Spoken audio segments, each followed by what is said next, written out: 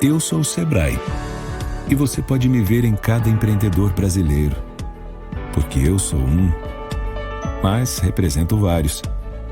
Eu sou a força que impulsiona os empreendedores e os faz chegar mais longe. Eu sou o apoio para os pequenos negócios. Você pode me ouvir em várias vozes que contam histórias de grandes realizações, superações e conquistas. Eu sou o Sebrae. De quem é Sebrae? Eu sou capaz de grandes feitos, de grandes números, mas também de pequenos gestos, que mudam muito mais que realidades. Mudam vidas. Porque é isso que me move. E é isso que me faz ser pelo Brasil.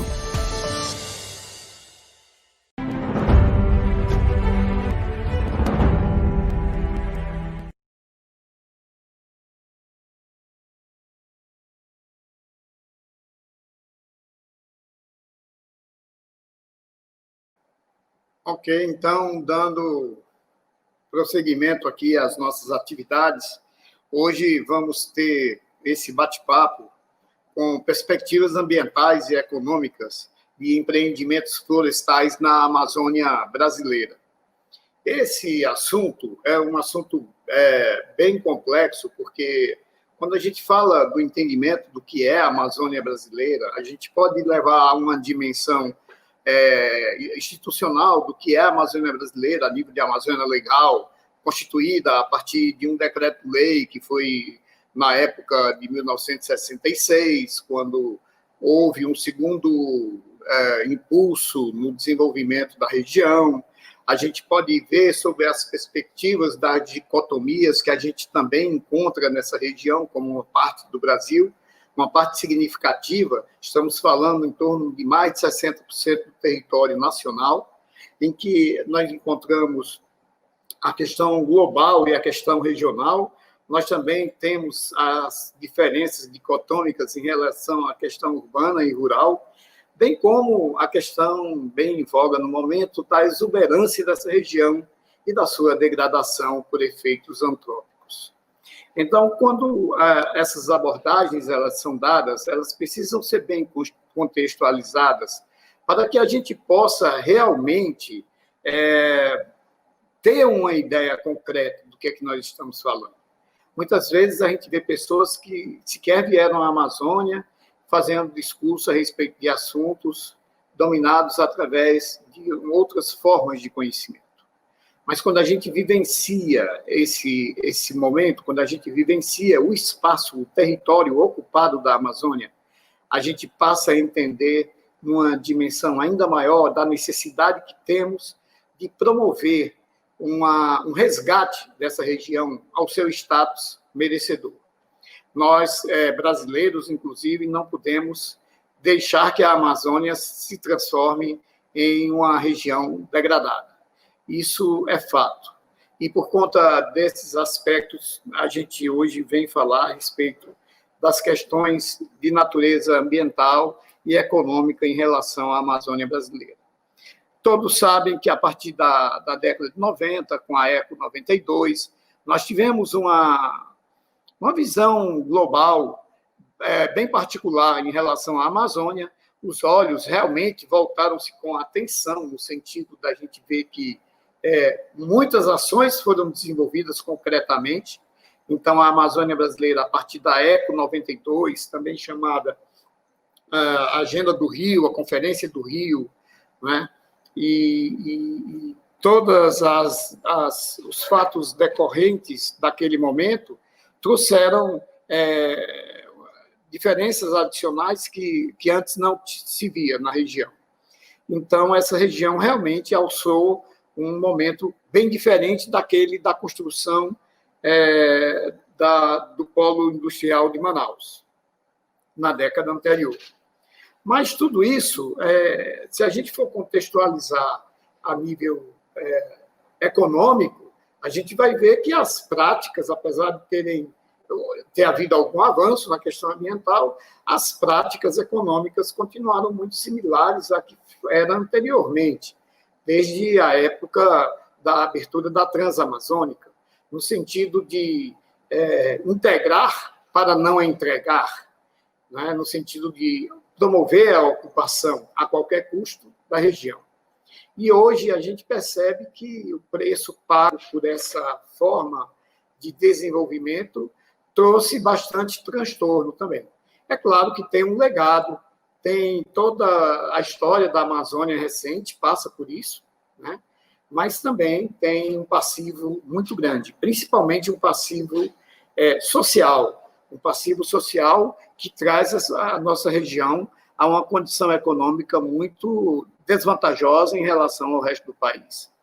E esses indicadores a gente percebe não só nos próprios indicadores econômicos, qualquer um deles que a gente possa consultar, mas principalmente a gente percebe em relação à ausência de retorno econômico para a região. A gente vê que os municípios, apenas em torno de 700 e poucos aí, eles realmente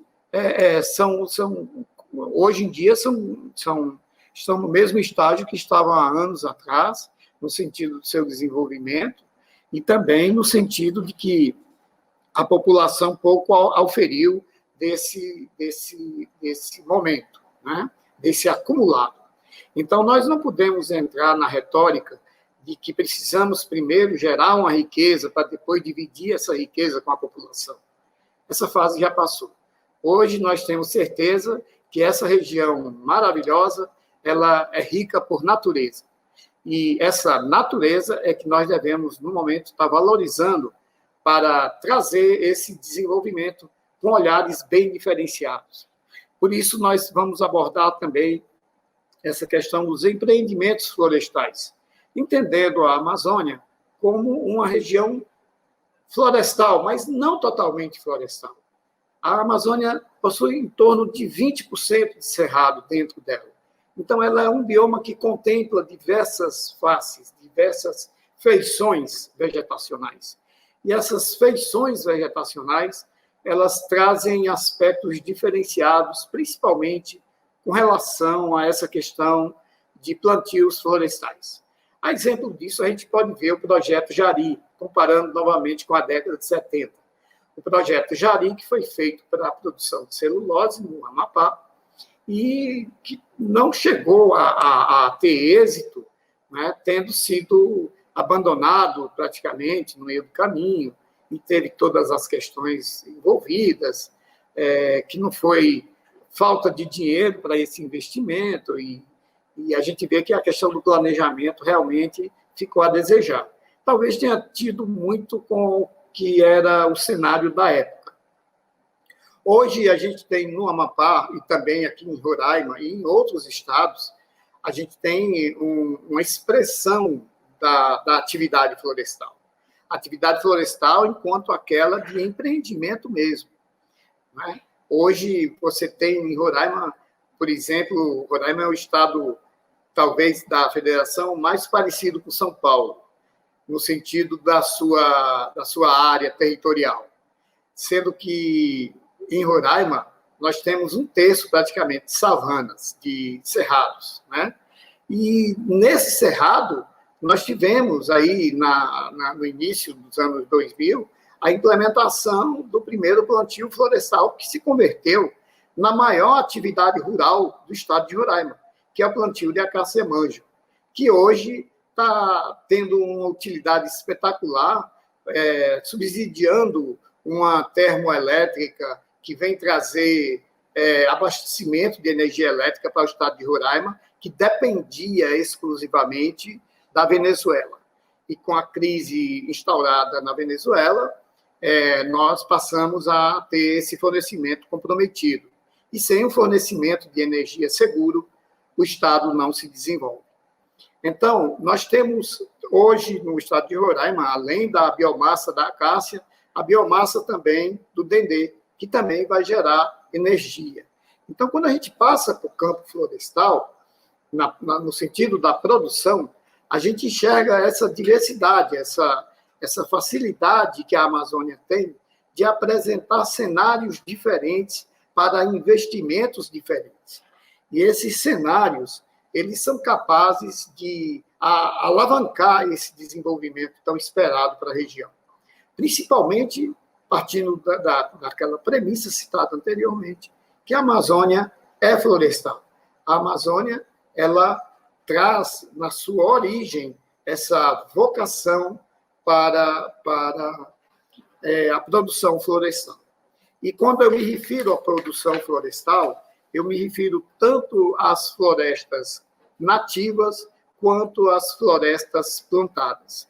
Nós precisamos aprender a plantar florestas. Nós precisamos aprender a cultivar as nossas espécies.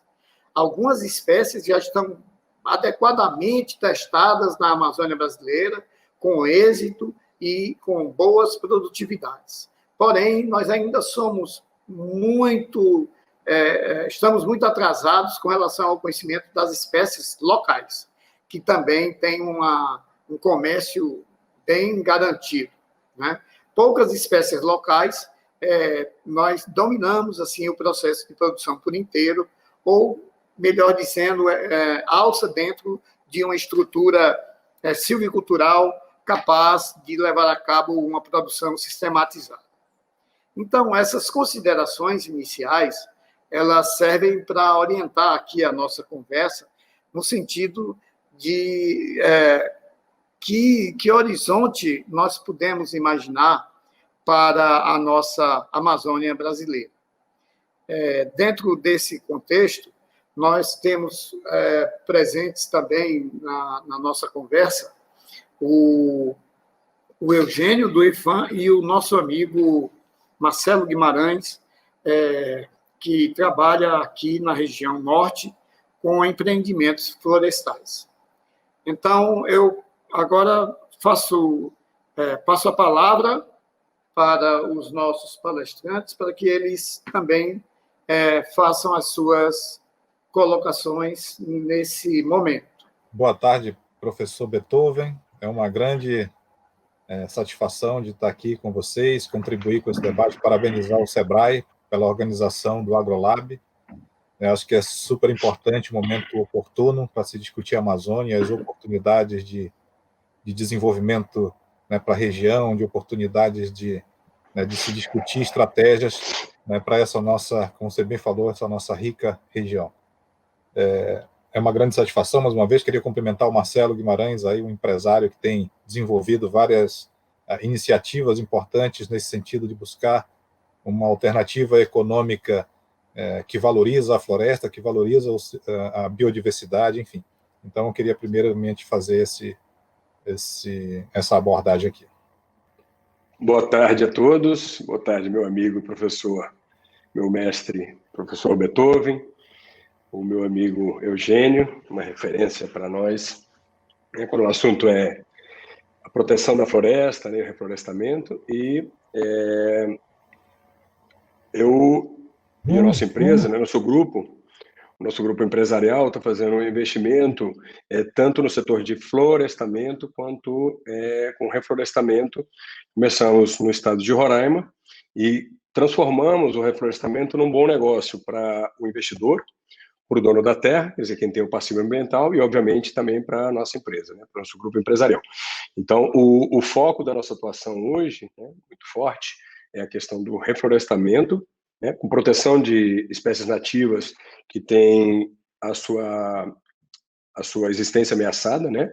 Por exemplo, o mogno brasileiro, reintrodução de nativas e exploração de bioprodutos, e também um trabalho forte de manejo florestal através do corte de madeira de árvores exóticas. Então, a gente fez um mix, né, uma solução econômica que transforme o reflorestamento florestal, o reflorestamento, né, das áreas degradadas, num projeto que seja economicamente viável e possível, e não, como eu explico normalmente, né, uma máquina que precisa da manivela permanente ali, está sendo rodada para que funcione. Então, no nosso projeto hoje, a cada 1 hectare plantado, né, com investimento, que podem vir os investimentos de diversas fontes, a gente consegue plantar mais 5 hectares. Então, exponencialmente, a gente cresce com esse projeto. E o resultado financeiro para o dono da terra também é muito importante, é superior à soja, só para vocês terem uma ideia. Então, Nós estamos muito felizes de estar participando aqui desse evento, e aí fiquem à vontade para as perguntas e as considerações para a gente explorar mais esse assunto. Ok. Eugênio, você quer fazer uso da palavra para considerar algum aspecto do que foi trazido? Professor, então, você foi muito, muito feliz aí nas colocações, nessa introdução, e eu queria trazer um pouco do que representa hoje a Amazônia nesse contexto, nesse cenário global, né, econômico global. Eu tenho sempre colocado nas minhas falas que a gente está num tabuleiro de xadrez global e econômico, né? E o Brasil tem, eu digo que o Brasil tem duas peças importantíssimas nesse cenário, né? O primeiro é commodity de alimentação, enfim, de mineração, de outros tipos, e principalmente a nossa outra peça nesse xadrez global é a Amazônia, né? Se você for em qualquer discussão ambiental, econômica e de desenvolvimento no mundo, o tema Amazônia vai ser o tema principal a ser abordado, né, pelos líderes que estão discutindo lá. Então, nessa visão geral, a gente tem uma responsabilidade gigantesca com a região, de como se desenvolver essa região, né? A gente já experimentou, acredito que de todas as formas de desenvolvimento na região, desde a década de 20, de 50, tá aí as plantations de seringueira que foram introduzidas no Brasil, né, de plantio em série que não deu certo, né, em função de tudo que a gente já conhece em relação à história desse tipo de empreendimento. Depois virou os processos de integração, como você bem colocou aí no início. Então, qual é o momento agora, né? Então, já experimentamos várias coisas, já sabemos o que dá certo, o que pode dar errado, né, aquilo que eventualmente pode ser alavancado. Então, eu acho que a gente tem aí, como eu falei, essa responsabilidade grande de transformar a Amazônia num grande centro de desenvolvimento, mas que seja adequado às suas realidades sociais, ambientais e econômicas, né? Então, para isso, eu creio que seja muito importante e fundamental que a gente efetivamente restabeleça um processo de desenvolvimento que seja um processo tropical, né? Então, e trazendo isso para uma visão mais atual, né, o Brasil ele firmou vários compromissos internacionais em relação ao processo de desenvolvimento e que colocou a Amazônia e outros elementos importantes como requisitos imprescindíveis para esses processos de acordos bilaterais econômicos e de desenvolvimento sustentável. Então, eu trago aqui, por exemplo, você mencionou aí a Rio 92, né? Eu trago já mais recente a Convenção a Convenção de Paris, né? O Acordo de Paris, que foi firmado em 2015, a Conferência de Clima, que estabeleceu uma série de ações que fossem implementadas, né, pelos vários países para desenvolver de uma forma a reduzir as emissões de gases de efeito estufa.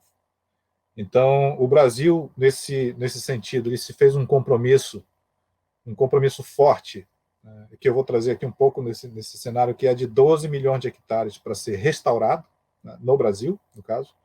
Então, esse compromisso acertado em termos de restaurar florestas, de colocar florestas em pé, né, numa perspectiva tanto de captura de carbono, mas também de reduzir pressão sobre desmatamento em florestas, foi um compromisso assumido pelo Brasil num tratado internacional e que é vigente hoje no país.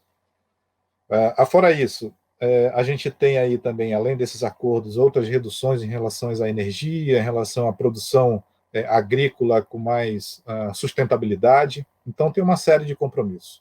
Mas trazendo especificamente para o nosso tema aqui, que é o tema da restauração, do reflorestamento, né, esses 12 milhões de hectares no Brasil, para você ter uma ideia, só a Amazônia hoje tem cerca de 17 milhões e 500 mil hectares, né? Isso são dados ainda de 2016, a nossa equipe de ciência está fazendo o refinamento para 2020, para saber qual é hoje o número de hectares, por exemplo, de passivos florestais com potencial de restauração e de reflorestamento, né? Então, desses 17 milhões, logicamente, alguma parte dele ele pode ser compensado por meio do estabelecido no Código Florestal, a Lei 12.651, né, de 2012, que estabelece uma série também de benefícios para quem desmatou, vamos dizer assim, até 2008. De 2008 para cá, quem desmatou de 2008 para cá, necessariamente precisa se regularizar. E esse se regularizar passa pela necessidade de plantar floresta, de restaurar a floresta, né, e de colocar e desenvolver uma economia baseada nesses termos. Então, muita gente pergunta, agora eu tenho 80% da minha área intacta, que eu não posso mexer. Isso não é verdade. Existe uma série de estratégias de atuação econômica dentro da área de reserva legal, que vai desde o manejo florestal, né, projetos com crédito de carbono, né, logicamente dentro de mercado voluntário, que ainda não está estabelecido, o mercado convencional. A gente tem a parte da bioeconomia, de extratos, etc., né, outras ações também relacionadas a turismos ecológicos, né, o Peru, aqui próximo da Amazônia, tem muitas experiências nesse sentido. Então, tem uma série de outras atividades econômicas que podem ser desenvolvidas no âmbito da reserva legal e fora da reserva legal, a agricultura, o uso da terra de uma forma adequada. Então, existem essas grandes opções aí nesse sentido. O Brasil evoluiu muito nessa questão da política nos últimos anos, em relação a estabelecer estratégias e diretrizes para desenvolver essa economia que seja baseada em floresta. Então, eu queria destacar aqui, por exemplo, o Plano ABC, né, Agricultura de Baixo Carbono, né, que foi, ao longo de muitos anos, aí como eu falei, uma linha e uma diretriz importante para o desenvolvimento econômico sustentável da agricultura no Brasil. Depois, o Brasil também, à luz dos compromissos das contribuições nacionais determinadas, firmada na Conferência de Clima, elaborou o Plano AVEG, que era um plano nacional de restauração florestal, também de vegetação nativa, né, que infelizmente ele está em suspenso, né, várias atividades nesse sentido, e que isso dá todo um subsídio estratégico, né, de política para desenvolver esses mercados relacionados à floresta, a ativos florestais. Tá? Eu queria destacar também o artigo 41 da Lei do Código Florestal, que ele estabeleceu lá a possibilidade do país ter um mercado de serviços ambientais, de crédito de carbono, de biodiversidade, de beleza cênica. Então, todo esse aparato de políticas públicas, legislativas, né, de leis e de outras diretrizes, eles estão consubstanciados na nossa base jurídica, porém, né, infelizmente, de uns 2 anos para cá, todas essas políticas elas foram deixadas de lado. Elas estão estabelecidas, estão lá colocadas, porém, uma decisão política de não dar seguimento a essas atividades.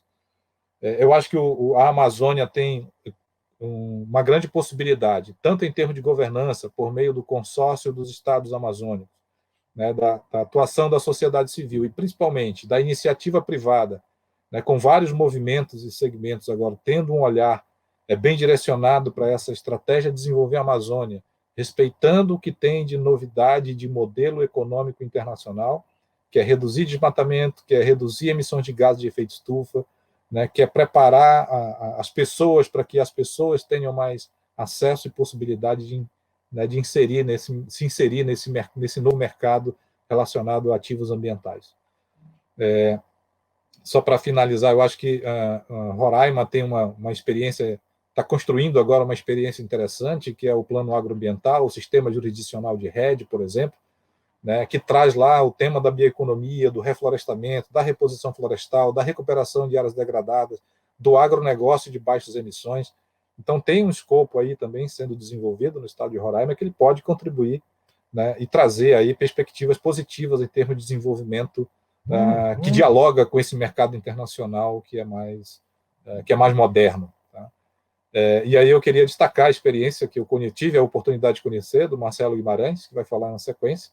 Esse é um exemplo muito claro de como a iniciativa privada pode contribuir tanto no processo de desenvolver uma economia que seja associada a ativos ambientais, quanto contribuir com uma política pública e um compromisso internacional do Brasil, que é restaurar a floresta, no caso, 12 milhões de hectares que foram estabelecidos, né, na nossa contribuição nacional determinada no âmbito do Acordo de Paris. Então, essas são as minhas primeiras considerações que eu queria colocar aqui, tá, para que a gente possa aí continuar as discussões. Grato.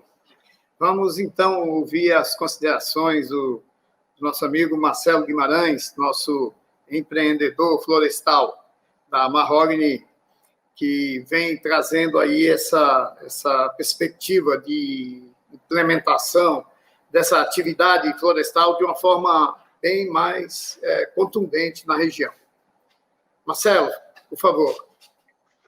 Obrigado, professor. Eu não estou tão moreninho que nem vocês, acho que é a luz pálida aqui de São Paulo, está me deixando um fog na minha imagem, eu estou me vendo meio dentro de um fog, espero que vocês estejam me vendo bem.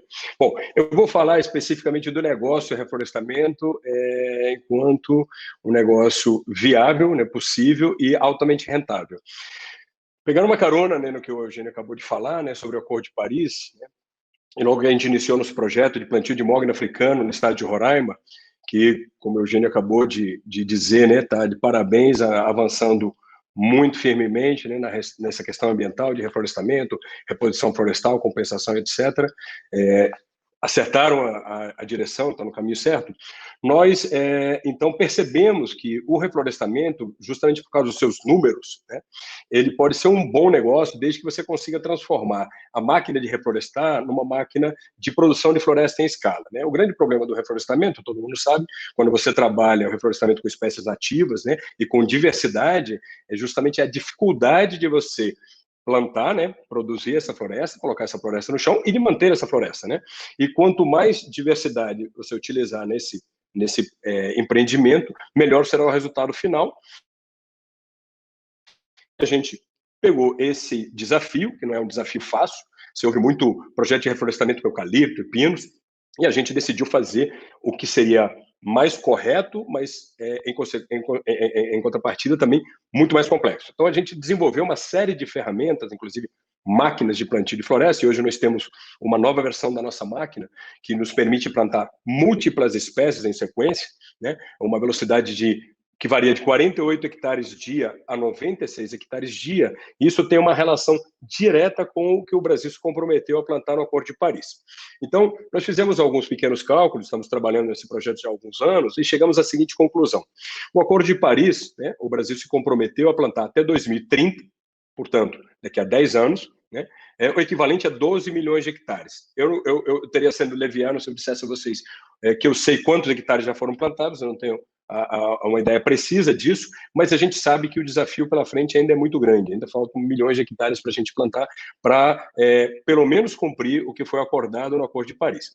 A maior empresa de manejo florestal do Brasil planta 200 mil hectares por ano. Essa é a maior empresa, é uma empresa gigantesca, ela planta 200 mil hectares de floresta por ano, de silvicultura, né? Monocultura, é eucalipto. Se a gente utilizasse isso como uma referência, né, se você calcular, né, o tempo que demora para plantar 200 mil hectares, que é um ano, e a necessidade de plantar 12 milhões de hectares, você vai chegar à conclusão que essa empresa gigantesca demoraria 60 anos para cumprir o Acordo de Paris. Quer dizer, a gente tem 10 anos, eles demorariam 50 anos a mais. Por isso, há alguns anos, a gente estudou tudo que existia de tecnologia no setor de fomento florestal, né, de plantio de floresta, e começamos a construir o que eu acredito, né, tenho certeza absoluta, será a solução mecanizada definitiva para o plantio de floresta em larga escala. Então, a gente vai plantar floresta diversa, múltiplas espécies, numa velocidade muitíssimo superior ao que se planta hoje em termos de eucalipto e pinos. E a partir do momento que você consegue isso, você consegue baratear e agilizar o processo de plantio, então você consegue ter um resultado melhor financeiro a partir do que, no futuro, né, através da exploração de bioprodutos, né, sementes, frutas, extratos, etc., e também manejo florestal sustentado, que é corte de madeira. Então, nós desenvolvemos um sistema que a gente planta 50% das árvores nativas, 50% das árvores exóticas. As exóticas serão cortadas num prazo de aproximadamente 18 anos, com corte a partir do 6º ano, para venda, através de plano de manejo, tá certo? E as nativas a gente escolhe por região, né, de acordo com o bioma da propriedade, né, onde está inserida aquela propriedade que tem no CAR identificado o seu passivo ambiental, e a partir daí a gente executa esse projeto e, junto com o proprietário, né, com o dono da terra, nós começamos a exploração, tanto das nativas quanto das exóticas. Para você ter um número aproximado, em ordem de grandeza, a gente está falando somente com a exploração de madeira, o mais conservador possível, de um resultado de R$350 mil em 18 anos. Tá? Dá algo em torno aí, se você dividir 350 por 18, vai dar algo em torno de 15, 16, 17 mil reais. Não sei exatamente o número, mas é só fazer a divisão. 350 mil dividido por 18.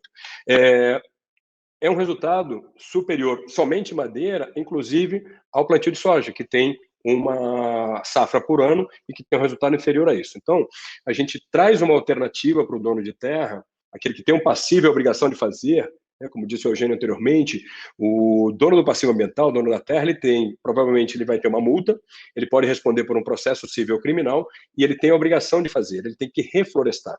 Só que ele não é especialista em reflorestamento, ele não é especialista em recuperação de área degradada, então ele tem um baita problema na mão. E aí a gente faz o quê? A gente, através de governo do Estado, através de fundos de investimento, né, com a nossa tecnologia, nosso conhecimento, então a gente leva uma solução tanto para o pequeno, que é o caso da responsabilidade do Estado, quanto para o grande, né, proprietário, aquele que tem o passivo e sabe que precisa resolver e pode optar por essa alternativa econômica. Então, a gente traz essa nova solução 100% enquadrada, né, aos moldes do bioma daquela região, que hoje o projeto todo está sendo realizado em Roraima, mas existe a possibilidade, sim, concreta de a gente expandir para o Pará, para Amazonas, para Rondônia, para o Acre, para o Amapá. Então, o nosso projeto, a gente chamou de forma divertida, né, e simpática dentro da empresa, o McDonald's da floresta, porque a gente criou um sistema, que tem um sistema de rastreabilidade que vai da semente até o corte, e toda uma organização, inclusive com manual, né, de operação, onde você ensina e pode implantar essa ideia em outros estados, você ensina como você faz essa operação completa da coleta da semente ou da produção de mudas, digamos, por estaquia, até o manejo através de plano de manejo, né, da floresta, cortando as árvores. Então, o sistema todo que a gente utiliza para plantar, o sistema que a gente desenvolveu, as máquinas que a gente criou, ele geoprocessa todas as mudas, ele sabe qual espécie está em que posição de GPS. No momento que a gente faz isso, nós conseguimos fazer inventários florestais, análises de sanidade de floresta, e o inventário florestal é super importante para nós, que é a produção de madeira, né, e da frutas, sementes, etc., que estiverem sendo produzidas nesse ambiente, e à medida que a gente vai extraindo as árvores exóticas, a gente vai dando espaço nessa configuração que no projeto inicial nosso é de 555 árvores por hectare, espaçamento 6x3, né, mas ele é configurável para cada região. A gente vai abrindo espaço para que a segunda e a terceira fase da floresta, né, vá se instalando ali naquele ambiente. Então, nós estamos falando de um sistema completo que parte de um financiamento, pode ser de ente público ou privado, tá certo? Para cada hectare plantado, com a produção de riqueza desse hectare, a gente consegue replantar mais 5. Então, você tem uma progressão geométrica, né, da solução do problema, e aí, como eu costumo dizer, você vai dar uma única manivelada na máquina, no motor desse Ford T, e ele vai continuar, motor contínuo, ele vai continuar funcionando daí para frente, né, em cada região, porque ele se retroalimenta, e aí nós acreditamos, então, que criamos, ou que temos, né, muito próximo da solução ideal para o reflorestamento em larga escala. Quando a gente fala de números como 12 milhões de hectares, esses números, se pensar na escala global, são pequenos, né? A floresta na Austrália agora, as florestas da Austrália agora, que pegaram fogo, ultrapassaram 10 milhões de hectares. Então, os números no mundo, né, na escala global, eles são muito grandes. Mas, ainda assim, são impossíveis de serem cumpridos pelos métodos tradicionais, né? Você imaginando que uma empresa convencional e bem estruturada planta 40 hectares por dia com 90 pessoas, nós estamos falando em plantar com uma única máquina até 96 hectares com 3 operadores, 100 máquinas dariam cabo do Acordo de Paris, de cumprir 1,2 milhões de hectares plantados todos os anos, em toda a Amazônia Legal, em todo o Brasil, com apenas 100 máquinas, né? Em 10 anos a gente teria essa fórmula solucionada. Claro que a dificuldade não é só o plantio e o manejo, né? E aí o professor Beethoven vai poder explicar melhor para a gente.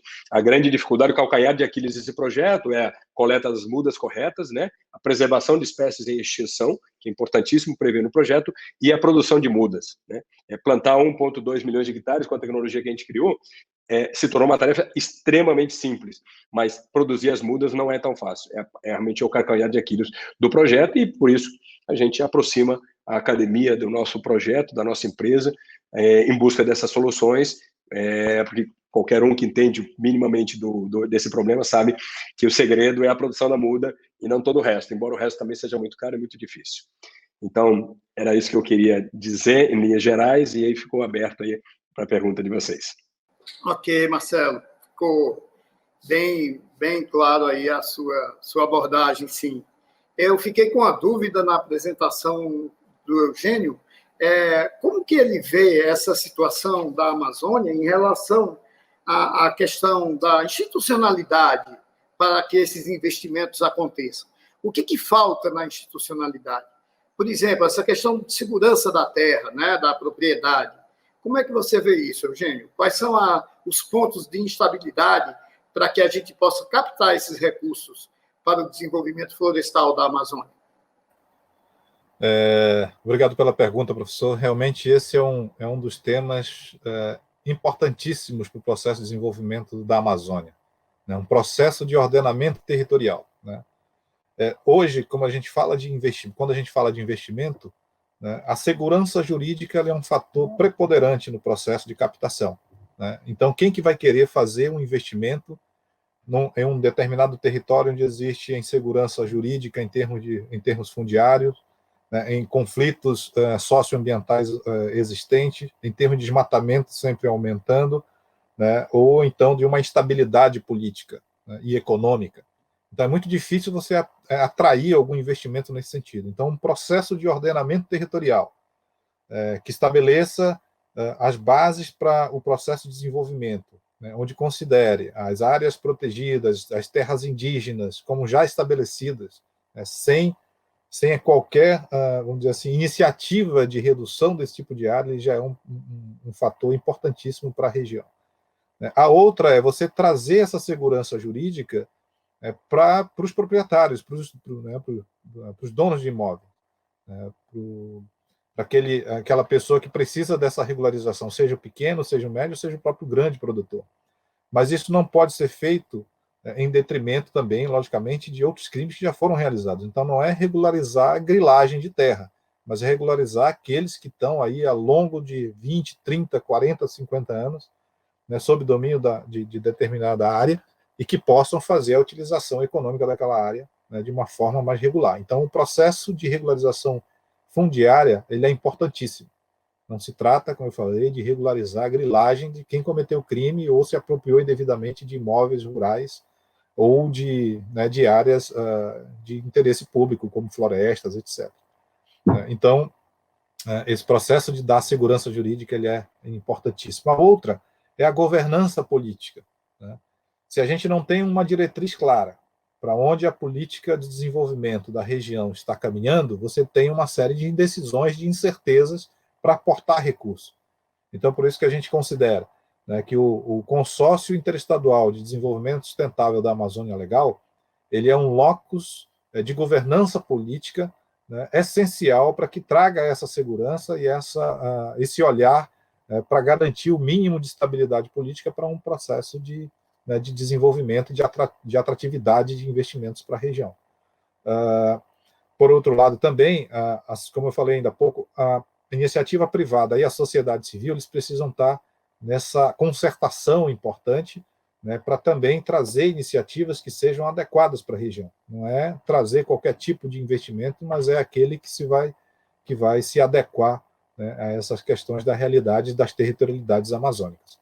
Então, eu colocaria essas três grandes frentes. O primeiro, a segurança jurídica em termos de ordenamento fundiário e territorial, a governança política em termos de ter um locus de estabilidade política que estabeleça todas as diretrizes políticas e ações estruturantes para a região, que são fundamentais, que vai desde infraestrutura, energia, logística e principalmente políticas para desenvolvimento da economia relacionada à floresta e outros ativos ambientais, né, e também a integração e participação efetiva da sociedade civil e da iniciativa privada.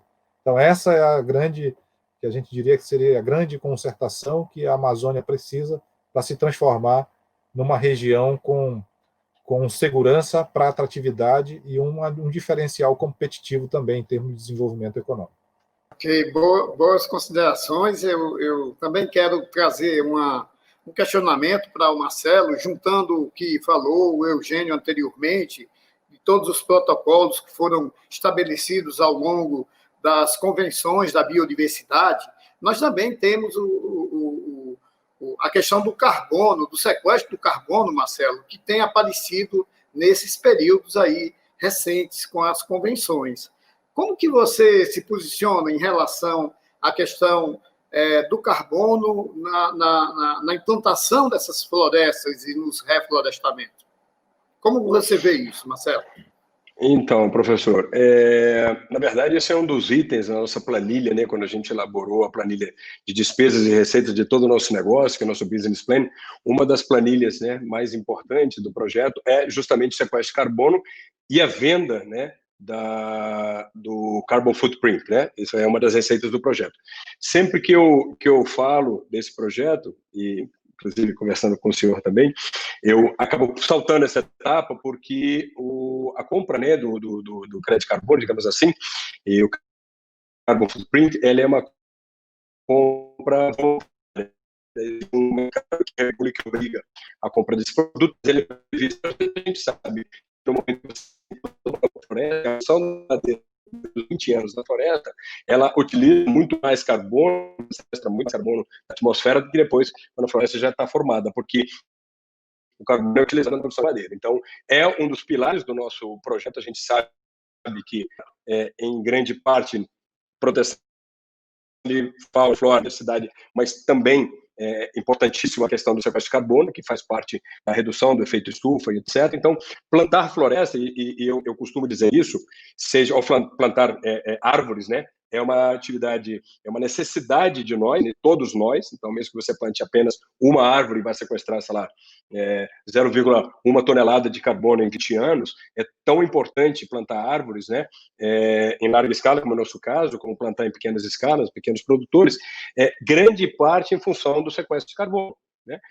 Essa madeira que vai ser cortada no plano de manejo, que será utilizada provavelmente para fazer móveis, ela também mantém grande parte do carbono armazenado dentro dela. Então, quando a gente fala que vai reflorestar uma área, parte da floresta nativa fica para continuar, para dar sequência na formação da floresta definitiva, em todas as suas fases, né, de formação.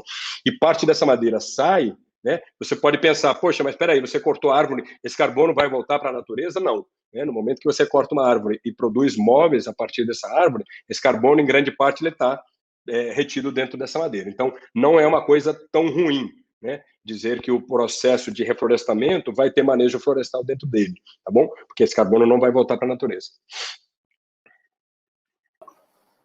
Então, aproveitando isso que você acabou de falar, vejamos bem, para deixar claro para os nossos ouvintes, audientes, quando você fala dos plantios extensos de eucalipto, você está falando de carbono, mas é um carbono que vai voltar, porque ele, em parte, ele vira carvão, né? Ele vai ser produzido exatamente para siderurgia. Agora, quando você fala desse carbono, aí você está falando de outras espécies que não é o eucalipto, né? Me descreva aí as espécies que você tem trabalhado em relação a essa melhor qualidade da madeira. Eu mudei de cenário, tá no Estranha, que estava ruim a internet onde eu estava, tive que trocar para ver se melhora um pouco a internet. Então, a gente está falando de espécies nativas e exóticas. No nosso projeto inicial, no estado de Roraima, a exótica é o mogno africano, né, o Caiá senegalense, que melhor se adapta às condições climáticas do estado. As nativas são as nativas da região. Então, em Roraima, a gente tem usado até mogno brasileiro. A gente tem o IP, né? A gente tem o jatobá, a gente tem angelinho, a gente tem o cedro, né? Que eu não sei exatamente qual é a espécie exata, mas a gente está falando de espécies arbóreas da região de Roraima, da mata de Roraima, né? Desse bioma do estado de Roraima. Então, são espécies madeireiras, todas elas, bom, além, obviamente, de açaí, cacau, castanhas e etc. Mas são espécies que produzem muita madeira, né? E, portanto, elas sequestram bastante carbono durante a produção dessa madeira. Então, diferente do que você citou, por exemplo, no início da sua apresentação, do dendê, né? Que não é uma espécie arbórea, quer dizer, não tem lenha, não está produzindo madeira, a gente está falando de árvores que vão sequestrar bastante carbono. Ok, bem claro agora. Em relação à questão desses anos que estamos vivenciando presentemente, esse questionamento de investidores internacionais em estarem com certa dificuldade de trazer os recursos para a Amazônia brasileira, diante do problema de desmatamento, diante do problema de queimadas, de incêndios florestais na Amazônia, né? Qual é a expectativa? Essa pergunta vai para os dois, eu peço que o Eugênio responda primeiro. Qual é a expectativa de vocês de que esse recurso de investidores internacionais para a Amazônia ele venha a acontecer num futuro breve? Como que vocês estão vendo esse quadro? Obrigado, professor. Eu acho que essa é uma pergunta aí central nesse debate, né? Porque se, como eu falei ainda há pouco, como a gente tem hoje um quadro de incerteza, de instabilidade, né, como se apresentar como um território atrativo para investimento, tá? Então, eu vejo, primeiro, como eu falei, também não vai ser uma estratégia de marketing que vai trazer credibilidade para o país, né? O país precisa estabelecer políticas que sejam claras e ações efetivas, mais do que as políticas, ações efetivas de controle do desmatamento, né, de combate à grilagem de terra, né, de trazer essa segurança à questão fundiária na região, para que os investimentos possam, né, estar assegurados nesse processo de captação, no processo de investimento, etc. Tá? Então, primeiro, se a gente conseguir, quando eu falo, né, mais do que o governo de uma forma geral, mas o Estado brasileiro, né, aí composto pela sociedade de uma forma geral, pelos empresários, pelos governantes que estão nos estados amazônicos, conseguir estabelecer, né, uma estratégia de desenvolvimento para a região, onde essa segurança fundiária, né, a redução de conflitos, o controle do desmatamento esteja estabelecida, eu não tenho dúvida de que os investimentos vão voltar, né, a serem alocados para a Amazônia. Porém, isso precisa ser colocado em prática, né? Como eu falei, não adianta ser uma estratégia de marketing se lá na ponta as coisas continuam acontecendo de uma forma desorganizada. Então, imprescindíveis empreendimentos como esse do Marcelo, que ele acaba de apresentar para a gente, né, empreendimentos como esse, né, trazer toda essa estabilidade e segurança para que a certeza do investimento vai trazer um retorno importante para esses investidores. Tá? Então, eu vejo essa necessidade aí dessa integração de iniciativas para que a gente se restabeleça essa segurança para esses investimentos. Então, eu colocaria esses 3 elementos aí como importantes nesse cenário. Marcelo, e você? Como que você vê esses investimentos aí? Você acha que... Como que podemos fazer para captar? Então, professor Beethoven, na verdade, a exigência, né, com relação aos investimentos, ela é muito simples, né? Ela parte de 2 premissas fundamentais. Primeiro, você tem que ter a terra identificada, e para isso você precisa concluir o CAR, né, para você poder identificar realmente a área que está degradada e definir onde ela está, e ser reconhecida pelo Estado. E o segundo é ter projeto, né? Você precisa de projeto. Existem alguns projetos já em andamento, nem a grande maioria não são projetos grandes, tá? Então, quando a gente fala da necessidade de plantar 12 milhões de hectares e você vê a apresentação de projeto de 1.000 hectares, né, a gente está com problema. A gente está com problema 12 milhões, 11 milhões faltando, 11 milhões e um monte de coisa. O estado de Roraima, agora, no dia 14 de agosto, deu um passo importantíssimo na direção da recuperação de um passivo histórico que remonta a 14 anos, né? A reposição florestal. Agora, no dia 14 de agosto, o presidente da FEMAR, Eunício Sampaio, através, né, lógico, né, do comando do governador do estado, Antônio Denário, eles deram um passo histórico no que diz respeito à regularização da reposição florestal no estado. Então, você hoje reconhece a necessidade de reposição florestal, né, para supressão de vegetação nativa, e isso eu coloquei para ambos, né,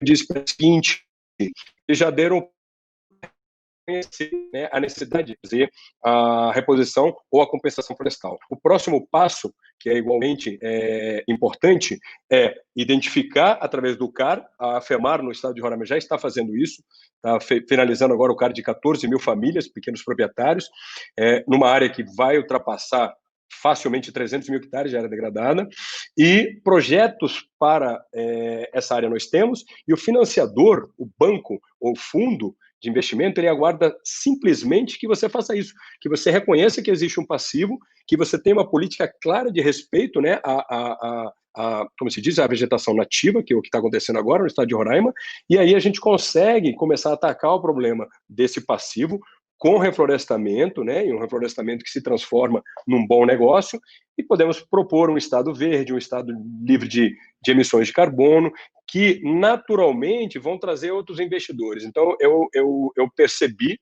e eu tenho certeza absoluta que o que está sendo feito agora em Roraima vai ser um exemplo para os outros estados da Amazônia. Foi muito difícil reconhecer, né, o que trata lá a IN 06/2006 do MMA, e principalmente o Código Florestal, a Lei 12.651, de 1912, no artigo 26, que diz que toda supressão no seu requerimento deverá vir acompanhada de reposição ou de compensação. Isso é um marco histórico no estado de Roraima, que com certeza vai influenciar os outros estados, como Amazonas, Pará, Maranhão, etc.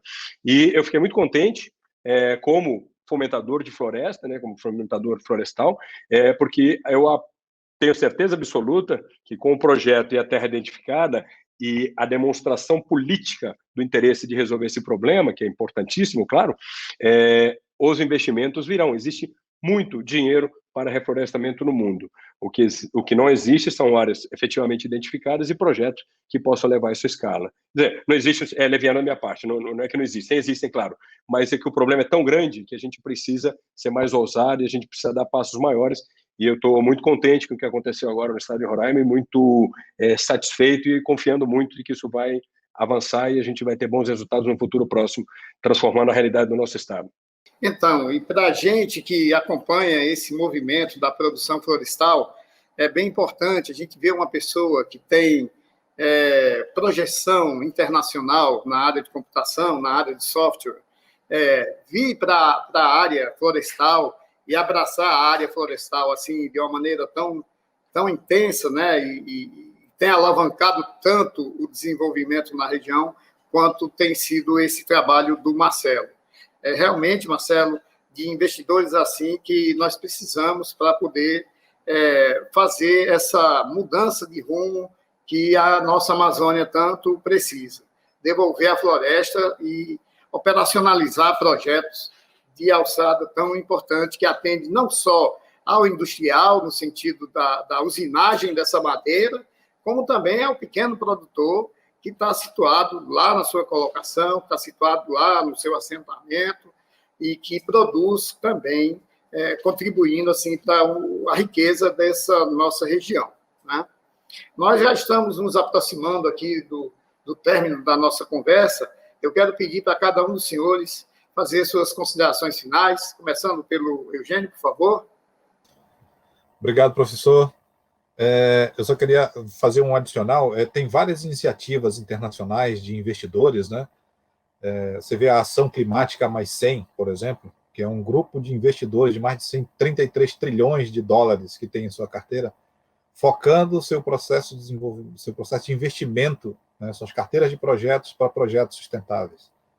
Iniciativas das grandes players do agronegócio também focando em políticas privadas, né, relacionadas à sustentabilidade.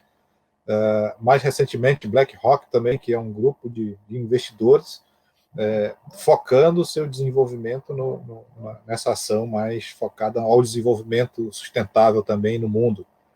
A própria COFCO, que é a maior compradora de grãos do Brasil, que é uma chinesa, tem agora a sua política direcionada, já anunciou que vai direcionar a sua política para a compras sustentáveis também de processos de áreas não desmatadas, etc. Então, você tem uma configuração da iniciativa privada de investimentos que direcionam, vamos dizer assim, para que as políticas dos estados de onde for aplicado esses recursos sejam com esse foco e um olhar para o desenvolvimento sustentável com respeito à integridade dos povos indígenas, das populações tradicionais, do meio ambiente, enfim, da sociedade de uma forma geral.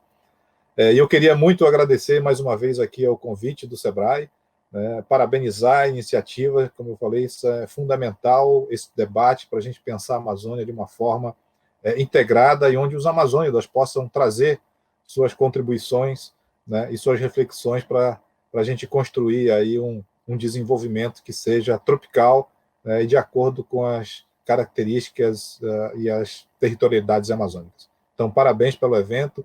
Obrigado, professor Beethoven, pela moderação. Marcelo, um grande abraço para você, e que os seus empreendimentos consigam aí estabelecer, e rendam muitas flores e frutos. Um grande abraço para todos. Bom, então, só para deixar um abraço para vocês, eu agradecer mais uma vez ao SEBRAE, pela iniciativa, de suma importância, e esse painel sobre reflorestamento, com um viés econômico forte, como é o caso que a gente está apresentando, traz uma alternativa viável, e possível para investidores e para os donos da terra que têm passivo ambiental. Gostaria de agradecer ao professor Beethoven, meu amigo querido, o mestre, o Eugênio, do IPAM, que tem me ajudado bastante nesse tempo para pensar nessas questões todas, e, obviamente, não poderia deixar de agradecer a minha equipe, todas as pessoas que trabalham comigo, meu irmão, Eduardo Guimarães, que é o gênio por trás dos números. Na verdade, eu sou, digamos assim, o garoto propaganda do projeto, mas quem calcula tudo para ver que vai dar certo é meu irmão, Rodrigo Pereira, nosso diretor e sócio, e toda a equipe que trabalha com a gente, desde o Luiz na construção da máquina, que é uma pessoa que sem ele a gente não teria chegado onde a gente chegou para construir essas máquinas que vão nos dar a possibilidade de resolver o problema em escala industrial, o Isnoel, responsável pelos nossos viveiros, a Stephanie, o Fernando, o Yuri, enfim, toda a nossa equipe de trabalho, em toda a empresa, e todos aqueles que acreditam no nosso trabalho, e também em especial, não poderia esquecer, ao trabalho que a FEMAR está fazendo hoje, um trabalho muito ousado. Eu, sinceramente, não acreditei que isso ia acontecer, que a gente ia conseguir cumprir na íntegra o que versa, o que a IN 06 do MMA e mais o Código Florestal. Foi uma batalha de muitos anos, difícil, ousado esse passo, mas não tenho dúvida nenhuma que a gente transformar no Roraima num estado verde e livre de emissões de carbono, Ok, então, também a FEMAR, quer dizer, Fundação do Meio Ambiente e Recursos Hídricos do Estado de Roraima, quem promove principalmente o licenciamento ambiental no Estado. Então, concluímos aqui mais essa palestra aqui bem abordada pelos nossos participantes. Agradeço também ao SEBRAE pelo convite e seguros de que estamos dentro de um evento de bastante êxito, uma iniciativa fantástica que só vem coroar a nossa região amazônica. Grato e um bom evento a todos.